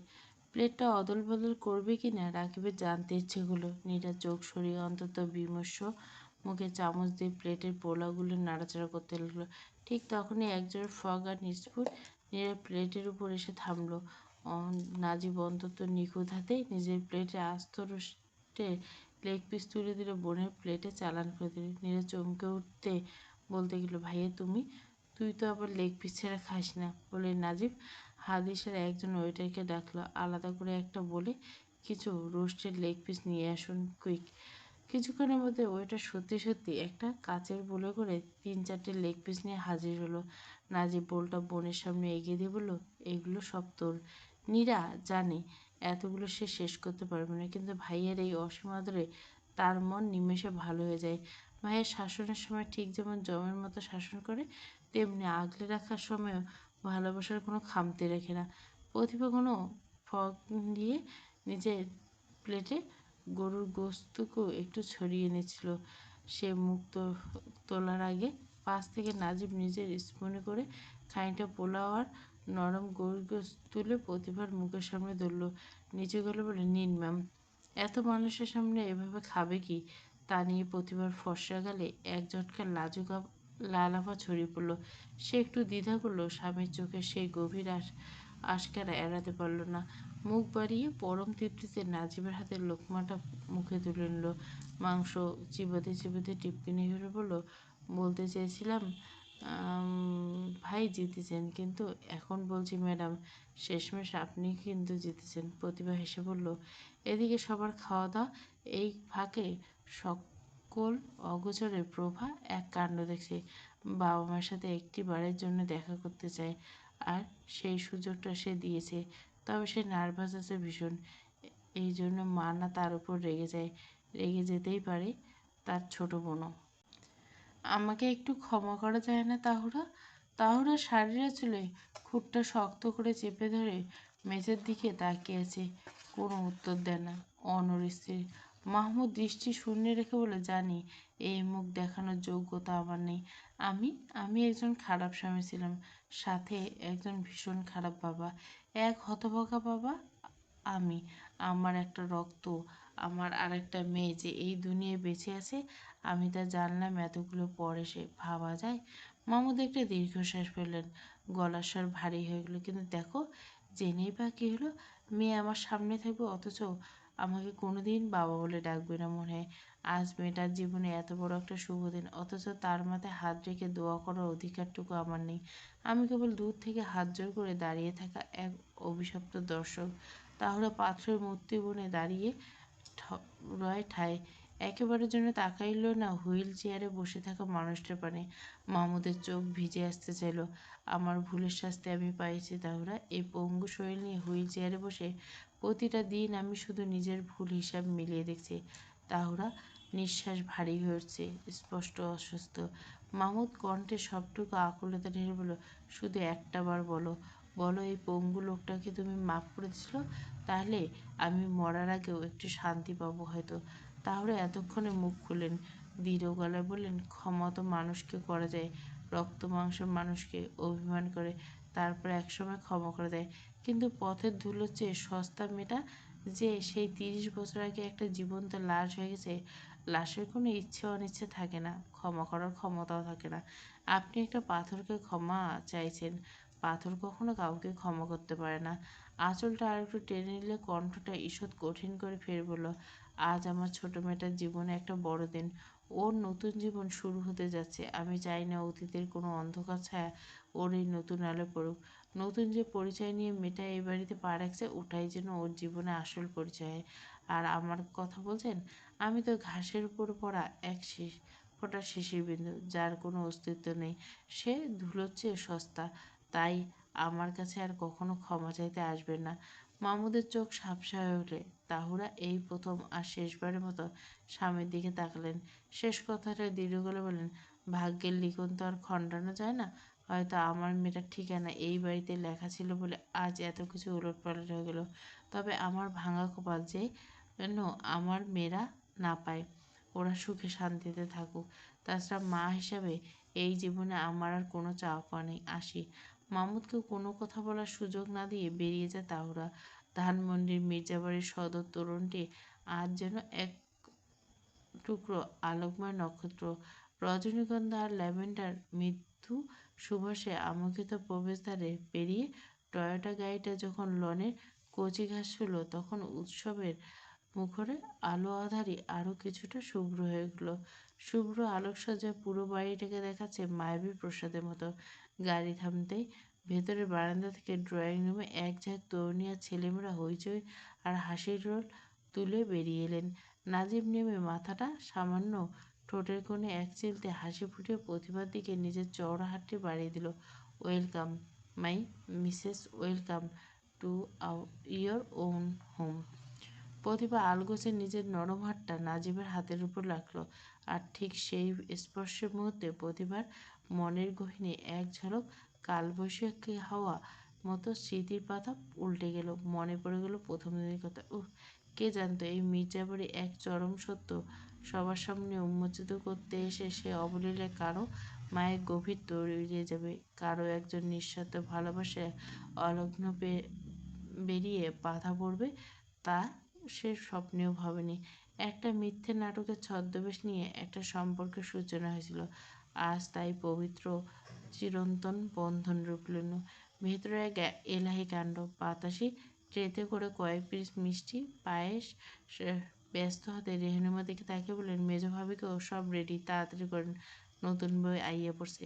রেহনুমা পরনে ঘি রঙের একখানা বনেদি জামদারি, কবজিতে সোনার বালা জোড়া চকচক করছে। কিন্তু আজ স্বভাবসুলভ প্রফুল্ল মুখখানি আজ কিছুটা চুপসে গেছে। মনের কোণে জমে থাকা মেঘলা মেঘলা ভাব কিছুটাই কাটছে না। ঠিক তখনই ছেলে তার নভেম্বরের হাত ধরে আসতে দেখে রেহনুমার মনে পুরনো একটা কথা তীরের মতো এসে ভিজল। প্রতিভা সুতীক্ষ্ণ স্বরে বলল, আপনার ছেলে যেদিন কবুল বলবে আমি প্রতিভা সেদিন বিয়েটা করেই নিব। মেয়েটা ঠিক তাই করলো। তার প্রতিটি কথাই কেমন অক্ষরে অক্ষর ফলে গেল। তার ছেলে আজ অবলীলে এই মেয়েটার নামে কবুল বলল, আর মেয়েটা বধূ সেজে এই বাড়িতে পা রাখলো। দুজনে ধীর পায়ে এগিয়ে গেল। রেহনুমা নিটোল মাতৃসুলভ চোখে ওদের দিকে তাকালেন। সত্যি বলতে দীর্ঘদায়ী সুদীর্ঘ নাজিবের পাশে লাল খয়েরি বেনারসি পরন প্রতিভাকে সে কি অপার্থিব মানানসই লাগছে তার রেহনুমা আর কোনো সাধ্য নেই। ঠিক তখনই তার নজর গেল ছেলের মুখের দিকে। নাজিবের ঠোঁটের কোণে লেগে থাকা সেই পরম তৃপ্তি হাসি। সেই হাসি মুখখানি দেখে মায়ের আর্দ্র মন হয়ে এলো নিমেষে আপনা আপনি সান্ত্বনা এসে গ্রাস করলো। ছেলের জীবনে এই অনাবিল সুখ আর অমিল হাসিটার চেয়ে বড় আর কী বা চাওয়া পাওয়া থাকতে পারে একজন মায়ের। রেহনুর মনের সমস্ত রাগ আর ক্ষোভ অভিমান এক ঝটকায় ঝেড়ে ফেলেন। মুখে একরাশ অমায়িক হাসি টেনে মিষ্টি পিরিচটা হাতে তুলে নিলেন। পরম স্নেহে একটুকু মিষ্টি নাজিবের মুখের সামনে ধরে বললেন, হা কর বাবা। নাজিব চোখের পলক ফেলে কৃতজ্ঞতা জানিয়ে মৃদু হেসে মিষ্টিটা মুখে তুলে নেয়। রেহনুমা এরপর মিষ্টির বাকি অংশটুকু প্রতিভার ওষ্ঠাধরে ধরে কাছে এগিয়ে এসে নরম স্বরে বললেন, নাও প্রতিভা, মুখে দাও। প্রতিভা বিনীতভাবে মাথা নিচু করে মিষ্টিটা মুখে নিতে যাবেন, ঠিক তখনই খানিকটা দূরে পান চিবোতে চিবোতে জয়নাবারা তীক্ষ্ণ কণ্ঠে রসে রসে বললেন, নয়াবরে একটু বেশি করে মিষ্টি মুখ করাও রেনু। দরকার পড়লে খাঁটি মধু 1 চামচ ঢাইলে দাও, যাতে কইরে মুখের কথাগুলো না একটু মিঠা হয়। কয়লা ধুলেও যেমন ময়লা যায় না, ঠিক তেমনই কিছু মানুষের খাসলাত জীবনেও যায় না। তার জলজন্ত উদাহরণ যেন এই বুড়ি। চারপাশে তখন মামি শাশুড়ি, ফুফু শাশুড়ি সহ অনেক গণ্যমান্য অতিথি ছিল। জয়নাবের এই খোঁচানো মন্তব্য কানে আসতে প্রতিভা আর চোখে বুড়ির দিকে একবার তাকালো। আশেপাশে এত লোক থাকায় সে মুখে কোনো প্রত্যুত্তর করলে না। সে পরম শান্তিতে শাশুড়ির হাত থেকে মিষ্টিটুকু মুখে পুরে নিলেন। নাজিব তার পকেট থেকে অনবরত ভাইব্রেট হওয়া ফোনটা বের করে স্ক্রিনে দেখলো। লনে বসে তার বন্ধু আর ব্যাচমেটরা ক্রমাগত থেকে মেসেজ দিয়ে জ্বালিয়ে মারছে। সে একটু কাঁচুমাচু সে রেহনুমের দিকে তাকিয়ে বলল, তোমরা যার যত রিচুয়াল আছে তোমরা করতে পারো মা, আমি একটু উপর থেকে আসছি বলে দ্রুত পায়ে নাজিব সিঁড়ি দিয়ে বেরিয়ে গেল। রেহনুমা তখন নীরার দিকে ফিরে বলে, নীরা, প্রতিভাকে ওর ঘরে নিয়ে যায়, এই ভারী শাড়ি গহনা খুলে ওকে একটু ফ্রেশ হোক। নীরা মায়ের আদেশ তামিল করতেই এক পায়ে খাড়া। সে চটপট প্রতিভার কাজ ধরে প্রফুল্ল গলা বলে, চলো ভাবি, তোমাদের রুমে চলো। প্রতিভা ধীর পায়ে নীরার সাথে এগোতে লাগলো। জয়নাবারা পাশ দিয়ে যাওয়ার সময় একটু থামে। বুড়ি একদম গা ঘেঁষে দাঁড়িয়ে ফিসফিস করলো, বেশি মিষ্টি খেলে কথার আগে ঠোঁটজোড়া কিন্তু কড়া মিঠা হয়ে যায় নানু, আর এতদিন মিঠা হওয়াটাই আপনার নাতির স্বাস্থ্যের জন্য বড়ই ক্ষতিকর। পিঁপড়ে যেমন চিনির উপর যেভাবে লেগে থাকে, আপনার নাতির ঠোঁটজোড়া তখন আমার ঠোঁটের থেকে সরাতে চাইবে না। শেষে অতিরিক্ত মিষ্টিতে মেজরের আবার ডায়াবেটিস হওয়ার আশঙ্কা থাকবে। সেজন্য আমি মিষ্টির আশায় আগায় ঠোঁটের আগায় মিষ্টির পাশাপাশি করলার জুসও রাখি। দুটো ব্যালেন্স করে জায়গা মতো দুটোরই ব্যবহার করি, বুঝলেন? প্রথম কথাটা ফাজলামো হলে শেষ কথাটা গিরহ তীক্ষ্ণত্ব জয়নাবাড়া মগজে পৌঁছাতে এক মুহূর্ত সময় লাগলো না। এর অর্থ উদ্ধার হতে বুড়ি পান খাওয়া মুখটা মুহূর্তে কুঁচকে গেল। প্রতিভা ঠোঁট টিপে হেসে ফের পায়ে পায়ে এগোলো। লনের এক কোণে গোল টেবিলে ঘিরে এক মৃদু হাসির তোড়। সময়টা রাত 11টা পার হয়েছে। মির্জাবাড়ির চারপাশটা এখন অনেকটা ফাঁকা। নিঝুম উৎসবের জাঁকজমক শেষে জিরিয়ে নেওয়ার মন্ত্রপন্থ চারিদিক। লনের ল্যাম্পপোস্টে গাছের ডালে জড়ানো লাল নীল মরিচবাতিগুলো তখন জ্বলছে। বেশ কিছুটা দূরে অন্য একটা দু চারজন মুরব্বী গম্ভীর মুখে নিচু স্বরে আলাপ করছেন। বাকি অতিথিরা যে যার মতো শোবার প্রস্তুতি নিচ্ছে। নাজিবের পরনে জলপাই রঙের টি শার্ট আর কালো ট্রাউজার। একটা পা চেয়ারে পায়ের সাথে ঠেস দিয়ে অন্য পাটা কিঞ্চিত ছাড়িয়ে নির্বিকারে মুখে ফোন টেপছে। আড্ডায় সে আজ বড্ড চুপচাপ, প্রায় শ্রোতার ভূমিকায়। কারণটা অবশ্য জানা। বাকি তিনজন আজ তাকে পেয়ে মনের সুখে খেপাচ্ছে। নাজিবের বন্ধুরা সমাজের সুপ্রতিষ্ঠিত ডাক্তার, ইঞ্জিনিয়ার।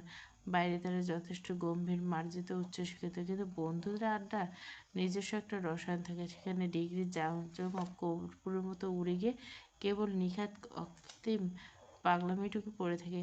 রায়ান কোকোওয়ালা ক্যানটা একটি চুমুক দিয়ে ক্যানটা টেবিলে রাখে। তারপর অন্তত বিজ্ঞের মতো গলা করে বলে, শোনো, আমরা যেহেতু বিবাহিত, সমাজ সংসারে আমাদের একটা বাড়তি দায়িত্ব আছে।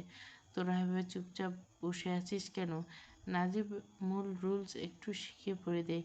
তৌসিফ কফির মগে চুমুক দিতে দিতে মুখ টিপে হেসে বলল, কিসের রুলসের কথা বলছে? একটু ঝেড়ে কাজ তো শুনি। সাহেব তখন চশমাটা নাকের উপর ঠিকঠাক করতে করতে অন্তত গম্ভীর গলা ফোন কাটে। কিসের আবার? জীবনের নতুন হাইওয়েতে গাড়ি ওড়াতে ট্রাফিক রুলসগুলো তো জানা থাকা চাই। নাজিব ফোন থেকে চোখ না তুলে ঠোঁট বাঁকালো। তার মনে হলো এই ফাজিলদের সাথে এখানে আর বেশিক্ষণ থাকা মানে নিজের বিপদ ডেকে আনা। সে ফোন পকেটে গুজে দাঁড়ানোর ভঙ্গি করতে রায়ান চট করে নিজের পকেট থেকে কিছু একটা বের করে অন্তত ক্ষিপ্র হাতে সেটা নাজিবের ট্রাউজারের পকেটে গুজে দিতে বলল, একটা দুর্ঘটনা সারা জীবনের কান্না তো, সুতরাং সাবধানে গাড়ি চালাবি। হেলমেট পরিধান করা বাধ্যতামূলক, মনে থাকে যেন। নাজিব ভুরু কুঁচকে তাকালো। তার চোখে তখন হালকা ধমকের আভা। সৈয়দ হাত নেড়ে রায়ানের কথা উড়িয়ে দিয়ে বলল, আরে ধুর, ওসব প্র্যাকটিক্যাল সায়েন্স রাখতো। নাজিব, ওসব আজে বাজে কথায় কান দিস না। আজ বাসর বলে কথা, একদম ফুলের পরাগণ ঘটিয়ে দিবি।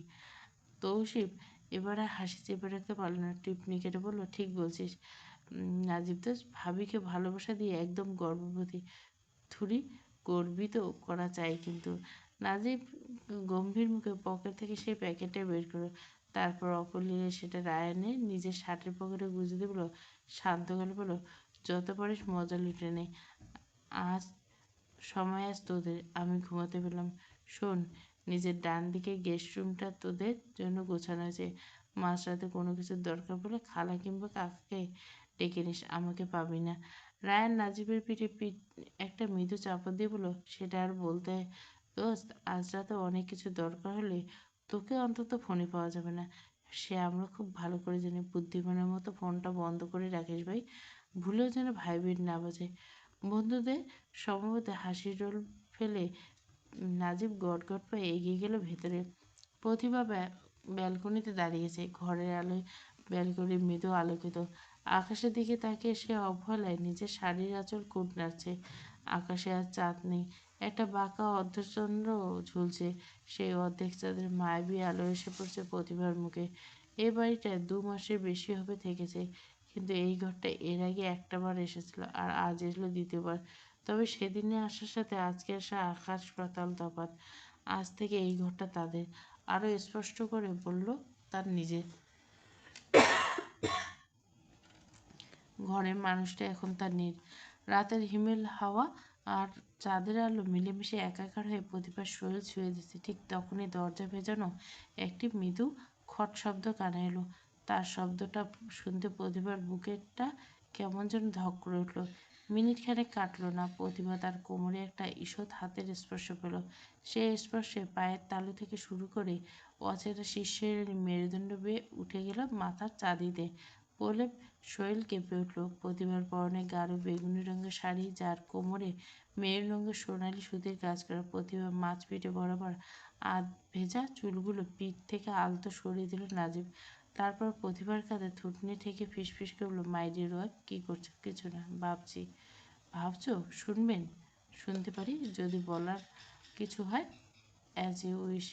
নাজিবের হাতের আঙুলগুলো প্রতিভার শাড়ির আঁচলে গলে কোমরের নরম ত্বকে অবদ্ধ হতেছিল। প্রতিভা আলতো করে কেঁপে উঠল। একটা শুকনো ঢোক গিলে নাজিবের দিকে ঘুরল। কোমর পেঁচিয়ে রাখা নাজিবের শক্ত হাতের উপর নিজের হাতটা রাখলো। তারপর অন্য হাতের আঙুল দিয়ে নাজিবের টি শার্টের বোতাম খুঁড়তে খুঁড়তে বলল, বাসর ঘরে বসে একটা গভীর তত্ত্ব আবিষ্কার করলাম। নাজিবের ভুরু কুঁচকে গেল। বাঁকা চাঁদের আলোয় তার চোখের চাহনিতে কৌতূহল ফুটল। তত্ত্ব? প্রতিভা ঠোঁট টিপে এসে দুষ্টুমি ভরা কণ্ঠে বলল, প্রকৃতির নিয়ম হলো বাঘ সবসময় হরিণকে তাড়া করবে, আর হরিণ ভয়ে প্রাণপণে তাড়াবে। কিন্তু বাসরঘরের নিয়মটা পুরো উল্টো। সেখানে হরিণ নিজেই খুব সুন্দর করে সেজেগুজে বাঘের গুয়ে বসে থাকে, গভীর আগ্রহে বাঘের জন্য অপেক্ষা করে। ব্যাপারটা অদ্ভুত না? নাজিব কিছুক্ষণ চুপ করে প্রতিভার মুখের দিকে তাকিয়ে রইল। তার ঠোঁটের কোণে মৃদু একটা হাসির রেখা ফুটে উঠল। সে আচমকা প্রতিভার আরও খানিকটা নিজের বুকের কাছে টেনে নিয়ে নিচে সরে বলল, তাহলে বাঘের তো আর শিকার খোঁজার কষ্ট রইল না। এখন বাঘ যদি তার শিকারকে ভালোবেসে খাঁচায় বন্দি করে, হরিণকে আপত্তি করবে? নাজিবের কথায় প্রতিভার গাল দুটো লজ্জায় লাল হয়ে গেল। ব্যালকনি হয়ে আবছা চাঁদের আলোয় সেই রক্তিম আওয়াটুকু চোখ এড়ানো নাজিবের। প্রতিভা মৃদু হেসে চোখ নামিয়ে নিল। মৌনতা সম্মতির লক্ষণ ধরে এই কিনা জানি। নাজিব আচমকা প্রতিভাকে 2 হাতে পাঁজা গলা করে ধরল। আতঙ্কিত এই কাণ্ডে প্রতিভার চোখ জোড়ে বিস্ময়ে বড় হয়ে গেল। পড়ে যাওয়ার ভয়ে সে অবলীলে এক হাত দিয়ে নাজিবের গলা শক্ত করে ধরল। নাজিব প্রতিভার মুখের দিকে খানিকটা ঝুঁকে বলল, জানেন রূপবতী কন্যা, আজ কিন্তু আকাশে পূর্ণিমা নেই, এক ভাঙা চাঁদ ঝুলে আছে, অথচ আমার ঘরে এখন এক জ্যোৎস্না বর্ণানো হয়েছে। সেই জ্যোৎস্নার নাম প্রতিভা। প্রতিভা লজ্জা মিশ্রিত চোখে তাকায়। নাজিব তার চোখের দিকে চেয়ে মৃদুস্বরে বলে, বাঘের খুঁয়ে স্বেচ্ছায় ধরা দেওয়া এই মায়াবী হরিণকে আমি ভীষণ ভালোবাসি। ভালোবাসি আমার রূপবতী অর্ধাঙ্গিনীকে। সারা জীবন এই বুকের খাঁচায় আপনাকে বন্দি করে রাখলে কি খুব বেশি অপরাধ হবে ম্যাডাম? নাজিবের প্রশস্ত বুকে মুখ লুকিয়ে আস্তে করে বলল প্রতিভা, আমার এই ব্যক্তিগত বাঘটাকে আমি খুব ভালোবেসেছি। তার খাঁচা হতে আমার একটু আপত্তি নেই। নাজিবের ঠোঁটে হাসি চওড়া হলো। নাজিব মুখটা ঝুঁকিয়ে আলতো করে নিজের পুরুষালী পুরু ঠোঁট জোড়া ছুঁয়ে দিল প্রতিভার কপালে। উষ্ণ ছোঁয়ায় প্রতিভার চোখের পাতাটাতে আপনা আপনি মুদে গেল। নাজিব গলা পেঁচিয়ে থাকা হাতটা আর একটু শক্ত করে প্রতিভার কোলে নিয়ে ঘরে দিকে পা বাড়াল নাজিব। ঘরে ঢোকার মুখে এক হাত দিয়ে ব্যালকনির দরজাটা টেনে দিল, নিভিয়ে দিল ঘরের বাড়ির বাতিটুকু। পুরো মুহূর্তে পুরো বাড়িটা জুড়ে গেল সুগন্ধি মোমের মৃদু আলো, মায়াবী রজনীগন্ধা আর গোলাপের তীব্র সুবাস। আর মোমের আলো ছায়ার খেলাটাকে ঘরটায় রূপকথার রাজ্য বলে মনে হচ্ছে। সেই নরম আলোয় প্রতিভার পিঠ ঠেকল শুভ্র রঙা চাদরে। মাথা ডুবে গেল বালিশে। নাজিব তার উপর নিজের শরীরের মৃদু ভার সমর্পণ করলো। দুজনের কপালে কপাল ঠেকলো, নাকের ডগা ছিল নাজিবের উষ্ণ বয়ে যাওয়া নিঃশ্বাসে। তপ্ত হাওয়া আছড়ে পড়ল প্রতিভার মুখে চোখে ঠোঁটে। প্রতিভার হৃৎপিণ্ড মৃদু হাতুড়ি পেটানোর মতো শব্দ করলো। সেই শব্দ অনুভব করে নাজিব মৃদু হাসলো। পরপর নাজিব নবমুখীকে একদম বুকের সাথে নিবিড়ভাবে টেনে নিল। প্রতিভার কানের কাছে মুখ নেমে ফিসফিস করল, চলো দুজনে আরো কাছাকাছি আসি, আমাদের দূরত্বগুলো আজ শূন্য হয়ে যাক। বহুকালে জমে থাকা তৃষ্ণা মেটানোর তীব্র ব্যাকুলতায় নাজিব আলতো করে প্রতিভা সেই প্রথম স্পর্শে প্রতিভার পুরো পৃথিবী যেন এক নিমেষে থমকে গেল। নাজিবের উষ্ণ ঠোঁটের মৃদু চাপে মিশেছিল তীব্র ব্যাকুলতা। অবশেষে গভীরভাবে বুঝে আসা প্রতিভার চোখ জোড়া। প্রতিভা একটা হাত পরম নির্ভরতায় নাজিবের মাথার চুলে ঘন ভাঁজে গড়ে যায়। এক সময় মুঠো করে চেপে ধরল চুলগুলো। অবশ্যই ভালো লাগা আর পুরো শরীর যেন গলে যেতে চাইল নাজিবের বুকের উপর। বাংলা সিরিয়ালে ভিলেনের রোল প্লে করার জন্য ভাইয়ের বাসরাতে কি তোমার এই কলিজা ফাটানো ব্যথা উঠতে হলো নানু? টাইমিং তো এদিক ওদিক করা যেত না? নীরা শোয়া থেকে উঠে বসতে মুখে রাজ্যের বিরক্তি নিয়ে বলল। জয়নাবারা বুকের উপর হাত রেখে চেপে ধরে এমনভাবে হাঁপাতে লাগলো যেন যে কোনো মুহূর্তে ফুসফুস জোড়া বাতাস শূন্য হয়ে যাবে। তিনি চোখ বড় বড় বিড়বিড় করে, কি করছ তুই অলক্ষে ছেড়ি? আমি ব্যথায় শেষ হয়ে যাচ্ছি আর তুই আমারে খ্যাপাস? রেনুকে ডাক, আমার জান যায়। এখন মাকে ডাকা মানে মা গিয়ে ভাইয়াকে ডাকবে, ভাইয়া আসবে স্টেথোস্কোপ কানে নিয়ে তোমার চেক আপ করতে। নানু তুমি একটু ঠান্ডা মাথায় ভাবো তো, আজকে রজনীতে বরকে বাসর ঘরে টেনে এনে নানুর হার্ট পরীক্ষা করাটা কি দেখতে খুব শোভন দেখাবে?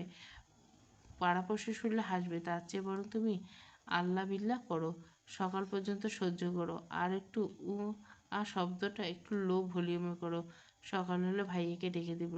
জয়ান আবার আকাশ ভেঙে পড়ার মতো করে ডুবতে গেছে, ওরে আমার নিজের নাতনি এইটা কি কয়, সকাল হইতে আমি যদি ময়রা ভূত হইয়া যাই।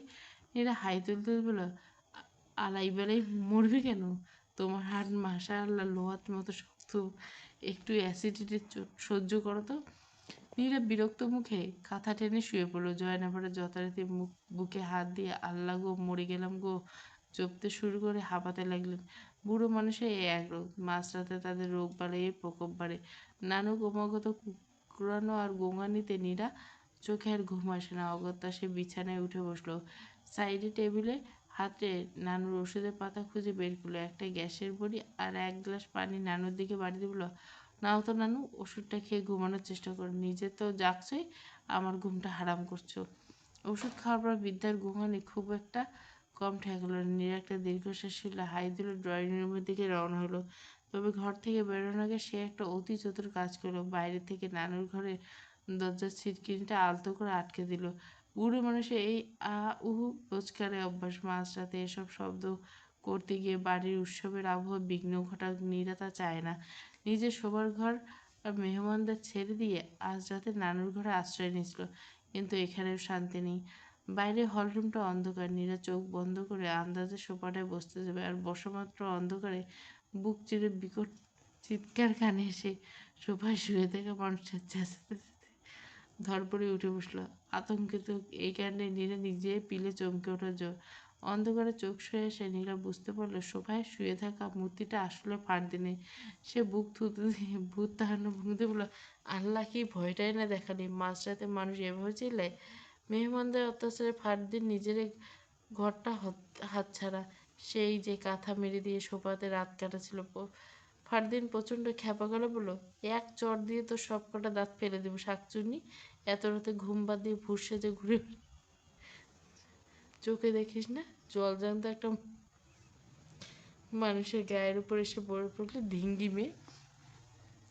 নীরা কোমরে হাত রেখে ঝগড়া ভঙ্গিতে বলল, অন্ধকারে আবার চোখে দেখে কে শুনি? আমার মাথায় কি জট আছে যে আমি যেখানে জেনে তুই সোফায় কুণ্ডুলি পাখি শুয়ে আছিস? ফারদিন কাঁথাটা আবার গায়ের উপর টেনে নিতে নিতে ত্যক্ত বিরক্ত হয়ে বলল, যা ফোন এখান থেকে, রাত দুপুরে ঝগড়া করতে ইচ্ছে করছে না, দূরা। নীরা মুখ বাঁকে ওদিকটায় গিয়ে দাঁড়ালো। তখনই নজর পড়লো সদর দরজায় পুরো আটকানো, সাবানে ভেজানো বাড়িতে চোর পুলিশ ঢুকলো কিনা ভেবে খানিকটা কৌতূহল আর ভয় নিয়ে দরজা ফাঁক দিয়ে বাইরে উঠে দিল। লনের মায়াবী দেখা যায় একটা দীর্ঘ ছায়া। রাকিব ফোন চেপে পায়চারি করছে আর নিচু স্বরে কথা বলছে। নিয়ম অনুযায়ী নতুন বউয়ের সঙ্গে দুলাভাইরা আসেন। প্রতিবার আপন দুলাভাই তো এই বাড়িতে, মানে মাহিন। ঝুমু আপার বর একা আসতে কিছুতে রাজি হচ্ছিল না, তাই বাবুমা এক পথ জোর করে তার সঙ্গে রাকিবকে পাঠিয়ে দিয়েছেন। এত রাতে একটা ছেলেকে নির্জন ফোনে ফিসফিস করে কথা বলতে দেখে নীরা ষষ্ঠ ইন্দ্রিয় সজাগ হলো। তার মানে রাকিব নিশ্চয়ই তার গার্লফ্রেন্ডের সাথে কথা বলছে। মস্তিষ্কে গার্লফ্রেন্ড শব্দটা আসবে মতো নুরা বুকের ভেতরটা কেমন যেন স্যাঁত করে উঠল। একটা অচেনা মন খারাপ মেঘ এসে তার পুরো মনটাকে মেঘলা করে দিল। চারপাশের বাতাসটা হঠাৎ করে বড্ড ভারী আর হাঁসফাঁস ঠেকালো। এই মন কেমন করার কোনো জুৎসই ব্যাকরণ নীরার জানা নেই। তবে লনের আলোর দিকে তাকিয়ে তার আর কিছু ভালো লাগলো না। কৃষ্ণপক্ষের ছায়া, সিজন 2, পর্ব 1। যদি ভালো লাগছে তাহলে আমি 2 পর্ব দেবো আর তাড়াতাড়ি শেষ করে দেবো।